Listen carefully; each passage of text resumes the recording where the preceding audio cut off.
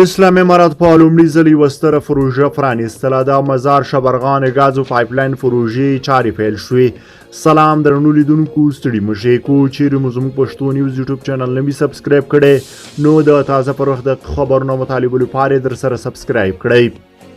د مزار شبرغان ګاز پایپلاین پروژې چارې د 6.9 میلیونه افغانیو په لګښت پیل شوې.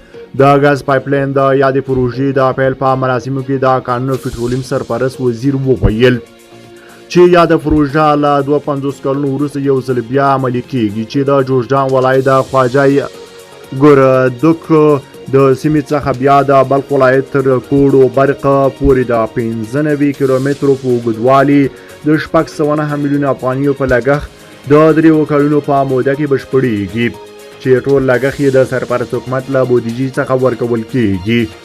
شیخ شهاب الدین دلابر زیاته کړه چې د یاد پایپلاین تر بشپړېدو وروسته به د کوډ و برق فابریکې کارونه لا چټکتیا پیدا کړي او هڅه کوي څو د مزار شریف ښار ټولو کورونو ته د همدې پایپلاین په وسیله ګاز ورسوي.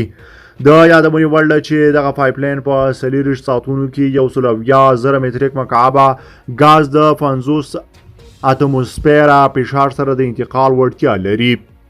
بل پلو مالیې وزارت وايي روان کال بهر ته د صادراتو کچه تر 1 میلیارډ ډالر زیاته وه. مالیې وزارت وايي چې د روان کال په لومړۍ روبه کې بهر ته د افغانستان د صادراتو کچه 10 میلیارډه او 514 میلیونه افغانۍ او د وارداتو کچه یې څه باندې 103 میلیارډ افغانۍ وه. د وزارت پر خپله ویب پاڼه دا خبر ورکړی دی. ورسره لیکلي دي چې د همدې مودې په ترڅ کې له 10,000 زیاتې سوداګریزې محمولې چې ټول وزن یې له 3 لکو ټنو اوړي د افغانستان له لارې په ټرانزیټ ډول نورو هیوادونو ته لیږدول شوي دي.